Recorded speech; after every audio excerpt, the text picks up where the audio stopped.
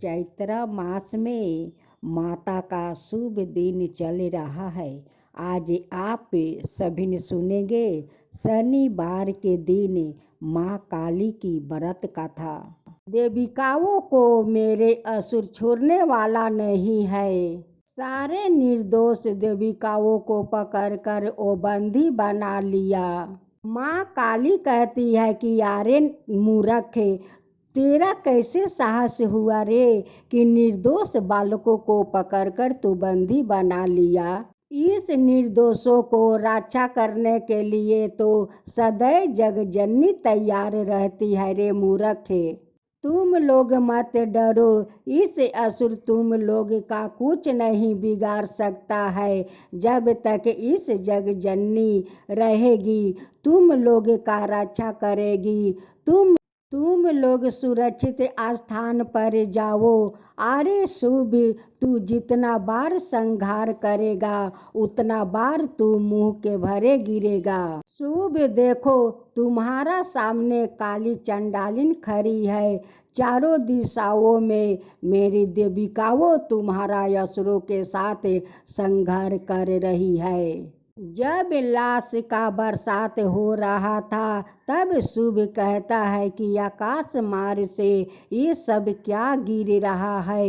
ये तो लगता है कि असुर को संहार हो रहा है। क्या हुआ शुभ? ये सब मेरे देवी को तुम्हारे लिए तो उपहार भेज रही है। मन भाया नहीं तुम्हें, उपहास मुझे कर रही हो।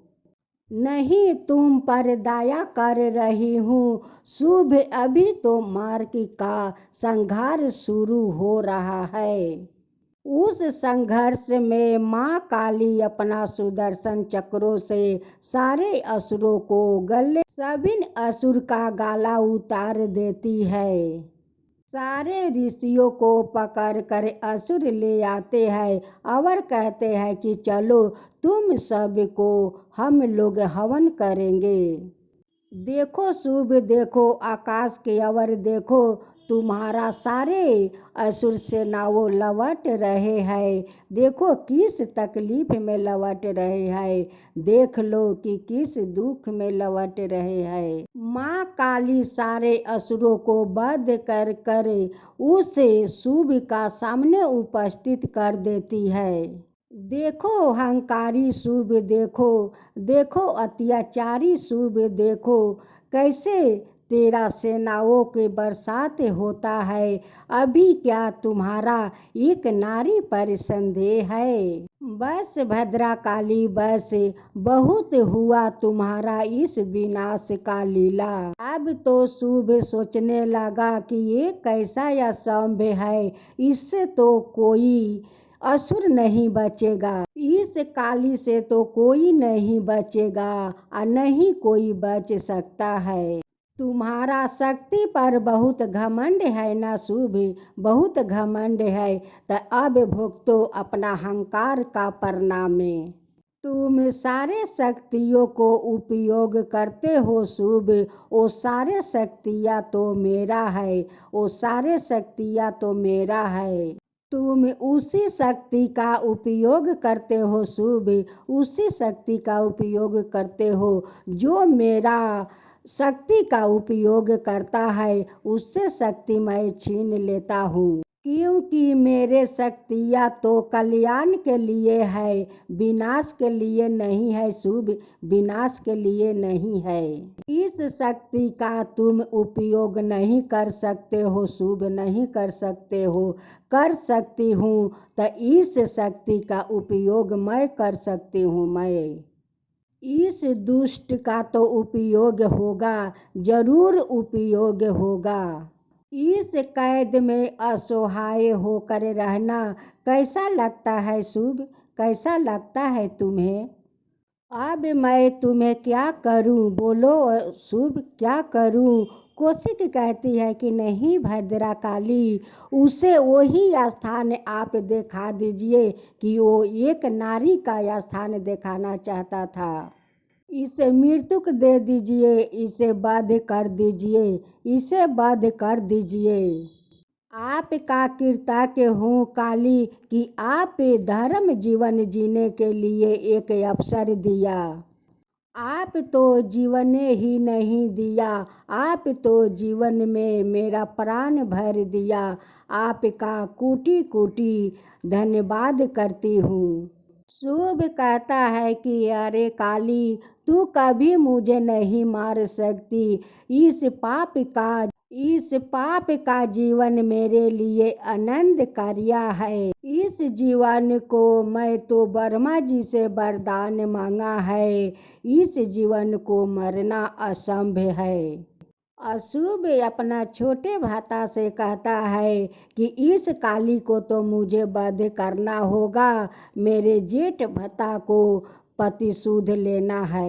तुम बहुत शक्तिशाली हो ना काली, संघर्ष के लिए तुम बार बार मेरे तरफ बढ़ती हो। अशुभ कह रहे हैं कि ये तो भयंकर युद्ध कर रही है। गणेश अपना भ्राता से कह रहे हैं कि भ्राता जी देखिए, ये तो अशुभ माँ को आतंकी कर रहा है। अब तो अशुभ माँ का आतंकी बना रहा है और कहता है कि देवी शीघ्र मैं आ रहा हूँ तुम्हें बंदी बनाने के लिए। अशुभ का छोटे भ्राता कहता है कि शुभ भ्राता, आप क्यों एक बालक के तरह एक कोने में बैठकर क्या संघर्ष का इंतजार कर रहे हैं, पराजित होने के लिए। शुभ कहता है कि अशुभ, मैं तो पराजित हो चुका हूँ। अशुभ अपना छोटे भ्राता से कहता है कि भ्राता, ये सब देविका यहाँ पर क्यों आ रही है। वो कहता है कि भ्राता शुभ, यहाँ पर आज शुभ होने वाला है, आज उत्सव होने वाला है, मदिरापान होने वाला है। अशुभ कहते हैं अपना छोटे भ्राता से कि शुभ भ्राता, ये मदिरा तो मैं पी रहा हूँ, एक कैसा आनंद है, एक कैसा उत्सव है। भ्राता शुभ, काल मेरे सैनिकों को कुछ वध हुआ है। काल मैं स्वयं जाऊंगी और उस कोशिश से मैं युद्ध करूंगी। नहीं नहीं भ्रातासु, तुम्हें मैं अकेले वहाँ नहीं जाने दूंगी, तुम्हारा साथ मैं चलूंगी। तुम्हारा रक्षा करना मेरा धर्म है भ्रातासु, मेरा धर्म है। भ्रातासु, मुझे आप विचलित मत कीजिए, मुझे तो उस कोशिश से युद्ध करना है भ्रातासु, युद्ध करना है। मैं उसे युद्ध करना चाहता हूँ भ्रातासु, मैं उसे युद्ध करना चाहता हूँ। मैं तो बहुत उताहुल हूँ, बहुत उताहुल कि उस कोशिश को मैं बंदी बनाकर आपका सामने मैं उपस्थित करूँ। शुभ कहता है अपना छोटे भ्राता से कि क्या भ्रातासु, तुम उस कोशिकी को तुम बंदी बनाकर लिया सकते हो। वो कहता है कि शुभ भ्राता, आप मदिरा करिए, आप इस उत्सव का आनंद उठाइए, आप चिंता मत कीजिए भ्रातासु। छोटे भ्राता कहता है कि शुभ भ्राता, मेरे साथ आप इस उत्सव का आनंद लीजिए, मेरे साथ मदिरा पान कीजिए भ्रातासु, पान कीजिए। तुम्हारा बात सुनकर भ्रातासु मैं तो निश्चिंत हो गया, मैं तो बहुत आनंद हूँ और तुम पर तो मुझे पूरा विश्वास है। अब तो उत्सव होगा, जोर तोर से होगा, मदिरापान होगा, उत्सव होगा, सब कुछ होगा, सब कुछ इस महल में उत्सव होगा, मदिरापान होगा। अब तो वो लोग उत्सव शुरू कर दिया, मदिरापान पीना शुरू कर दिया। अशुभ अपना छोटे भ्राता से कहता है कि भ्रातासु, तुम कौशिकी से युद्ध करोगे और मैं कौशिक के साथ युद्ध करते हुए अपना भ्रातासु को देखूंगी और उस युद्ध का मैं आनंद भी लूंगा। अशुभ अपना छोटे भ्राता से कहता है कि भ्रातासु, यही अंचल पहाड़ है और इसी पहाड़ पर कौशिक रहती है। आखिर देखो हम लोग यहाँ तक चल कर आ ही गया। गणेश कहते हैं कि भाता ये तूफान अचानक कैसे हुआ। ये लगता है कि बहुत बड़ा पवंडल तूफान आने वाला है। कैसे शक्ति शरीर को कमजोर कर देता है और युद्ध का तरफ ढकेल देता है। माँ काली सारे असुर को वध करके उनकी रक्त से मदिरा पान की। एक दूसरी गाथा, इस गाथा का आप लोग जरूर सुनिएगा। एक दिन माँ पार्वती कार्तिक और गणेश को लेकर वो ब्रह्मन पर जा रही थी। जात जात देखती है कि एक औरत उस मंदिर में पत्थर फेंक रही है। उस समय पुजारी माँ काली का पूजा कर रहे थे। वो औरत पत्थर मार कर छुप जाती थी। जब पुजारी बाहर निकल कर देखते थे तो कोई नहीं है। कहता है कि भाई अजीब है, कोई आदमी नहीं है, फिर भी मंदिर में पत्थर कहाँ से आते हैं। माँ पार्वती कार्तिक गणेश सभी लोग देख रहे थे कि उस औरत मंदिर में पत्थर फेंक देती है और फिर छुप जाती है। माँ पार्वती और कार्तिक गणेश सभी लोग अपना रूप धारण करते हुए उस औरत के पास जाते हैं और उस औरत से पूछते हैं कि उस पुजारी का कसूर क्या है। माँ पार्वती उस औरत से कहती है कि बहन, उस पुजारी का कसूर क्या है? आप क्यों उस पुजारी को पत्थर मारती हो? पुजारी तो पूजा कर रहे हैं और आप पत्थर मारती हो। क्यों पत्थर मारती हो उस पुजारी को? उस औरत कहती है कि मैं तो इसलिए पुजारी को पत्थर मार रही हूँ कि पुजारी बाहर निकले जाएंगे तो वो जितना चढ़ावा प्रसाद है मैं वो प्रसाद को उठा लाऊंगी। मैं तो 2 दिन से खाना नहीं खाई हूँ, मैं तो बहुत भूखी हूँ, उसलिए पुजारी का मैं पत्थर मार रही हूँ। गणेश कहते हैं कि माँ इस औरत पागल लगती है। माँ वो पागल लगती है, लगता है किसी ने अपना घर से इसे पागल बनाकर निकाल दिया है। माँ इसको पागल बनाकर निकाल दिया है। माँ पार्वती कहती है कि अपने ही आदमी तुम्हारा क्यों घर से निकाल दिया है? कारण क्या है कि तुम्हें घर से वो लोग का निकलना पड़ा? उस औरत कहती है माँ पार्वती से कि बहन, मैं जो वो लोग का संतान नहीं दे सकती हूँ उसलिए मुझे ससुराल वालों सभी लोग मिलकर मुझे घर से बाजिन बनाकर निकाल दिया। बहन निकाल दिया। गणेश कहते हैं कि माँ इस औरत को तो बहुत बड़ा दुख भरी कहानी है। माँ बहुत दुख भरी कहानी है। माँ पार्वती कहती है कि अच्छा, तुम्हें घर से निकालने में क्या तुम्हारा पति का भी हाथ है? वो कहती है कि नहीं, मेरे पति को हाथ नहीं है, ये तो मेरा सास और ननद और जेठानी सभी लोग मिलकर मुझे निकाली है। माँ पार्वती कार्तिक और गणेश को कहती है कि बेटा तुम लोग आगे चलो ब्राह्मण के लिए, मैं इस औरत को घर होकर आता हूँ। कार्तिक कहते हैं कि गणेश हम लोग का माँ के साथ जाना चाहिए। गणेश कहते हैं कि नहीं भैया नहीं, माँ तो अकेले ही काफिर है। गणेश अपना भैया से कहते हैं कि भैया माँ तो तुम जानते हो कि 100 देवी का एक देवी है। माँ को तो किसी का जरूरत नहीं पड़ता है भैया, किसी को जरूरत नहीं पड़ता है। माँ पार्वती उस औरत को लेकर उनकी घर जाती है और जाकर देखती है कि सब लोग तो बहुत आनंद फूर्ति कर रहे हैं। सब जब सासू माँ और जेठानी का अपना देवरानी पर नजर पड़ा तो कहती है कि बाजिन, तुझे तो हम लोग घर से निकाल दिया था और तू फिर से घर में चली आई, तुझे हिम्मत कैसे हुआ कि तू घर में चली आई? माँ पार्वती कहती है कि इन्हें मैं लेकर आई हूँ इस घर में। माँ पार्वती कहती है कि तुम लोग इसे क्यों निकाला घर से। वो लोग कहती है कि ये बाजिन है, बाजिन का घर में हम लोग नहीं रखेंगे, इनके लिए तो हमारा घर में कोई जगह नहीं है। माँ पार्वती कहती है कि तुम लोग कैसे कह सकती हो कि इस औरत बाज है। अगर इस औरत बाज ना हो, अगर तुम्हारा देवर में कोई खोट हो, तब तुम लोग क्या करोगी? तुम अपना देवर को घर से निकाल दोगी।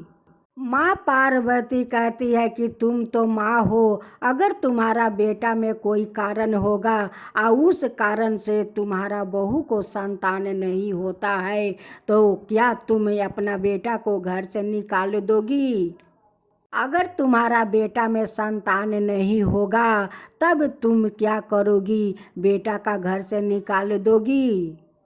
माँ पार्वती कहती है कि कभी अपना बेटा बहू को डॉक्टर दिखाई हो। वो कहती है कि नहीं, तो ले जाओ अपना बेटा और बहू को डॉक्टर के पास ले जाओ कि किस में कारण निकलता है और किस में नहीं निकलता है। उस औरत का बात सुनकर बुढ़िया अपना बहू और बेटा का डॉक्टर के पास ले जाती है। डॉक्टर कहते हैं कि आपका बहू माँ बनेगी, लेकिन आपका बेटा बाप नहीं बनेगा, उसलिए संतान नहीं होगा, उसे तो थोड़ा ऑपरेशन करना पड़ेगा, तब जाकर उनकी संतान होगा। तब बहू अपना सासू माँ से कहती है कि सासू माँ, आपका बेटा में संतान नहीं है, आप लोग हमें मिल कर बाजिन का नाम देकर या घर से बाहर निकाल दिया। अब क्या करोगे सासू माँ? अपना बेटा को घर से निकाल दोगे? सासू माँ कहती है कि बहू, और मुझे शर्मिंदा मत करो, अगर मैं जानता तो अपना बेटा का बहुत आगे मैं डॉक्टर दिखा लेता, तो शायद आज तुम्हें बाजिन का नाम नहीं मिलता बहू, नहीं मिलता, और मुझे शर्मिंदा मत करो बहू। उस बुढ़िया का बेटा का एक छोटा ऑपरेशन होता है और कुछ दिन का बाद उनकी बहू माँ बन जाती है, लेकिन उनकी घर का सदस्य माँ पार्वती को नहीं पहचान पाए। एक दिन माँ काली उनकी सासू माँ का सपने में जाकर दर्शन देती है और कहती है कि क्या हुआ सासू माँ, आपका बहू माँ बन गई। वो कहती है कि हाँ, मेरी बहू तो माँ बन गई, आप कौन हो? जब कहती है कि आँख खोलो तबे तो मुझे देखोगी कि मैं कौन हूँ। जब सासू माँ की आँख खोल कर देखती है तो सामने माँ काली को पाती है और उतर कर उनकी पैर पकड़ कर उनसे माफ़ी मांगती है कि हे माँ काली, हमें माफ़ कर दीजिए, माफ़ कर दीजिए माँ काली, माफ़ कर दीजिए। जो तुम्हारा बहू को घर लेकर साथ गई थी वो कोई नहीं, वो मही थी, वो मही थी कि तुम्हारा बहू को घर तक लेकर गई थी। मैं तो दुखियारों के जग जननी हूँ, सबका मैं दुख हरती हूँ। मैं पार्वती हूँ, मही काली हूँ, मैं भद्रा काली हूँ, मैं शक्ति काली हूँ, मैं तो सब कुछ हूँ। मैं तो जग जननी हूँ, मैं तो सबका दुख हरती हूँ, सबका रक्षा करती हूँ, सबका मन चाहा फल देती हूँ, सबका मैं रक्षा करती हूँ, सबका फल देती हूँ। जिस मंदिर में तुम्हारा बहू जाकर पत्थर फेंक रही थी, उस मंदिर में तुम सभी लोग जाकर अब मेरा श्रद्धा भक्ति से पूजा करना। सासू माँ सपने में हाथ जोड़ कर कहती है कि माता, हम लोग जरूर आपका पूजा करूँगी, आपका मंदिर में ज़रूर जाएंगे, बहुत धाम धूम से पूजा करेंगे माँ, पूजा करेंगे। आप मेरा परिवार को रक्षा करना माँ, रक्षा करना, अपना आशीर्वाद बनाए रखना माँ, आशीर्वाद बनाए रखना। जो आपका कथा कहता है, जो सुनता है, जो हुंकारी पड़ता है, उन सब का ऊपर कृपा कीजिए, सब का ऊपर कृपा कीजिए। जय माँ काली।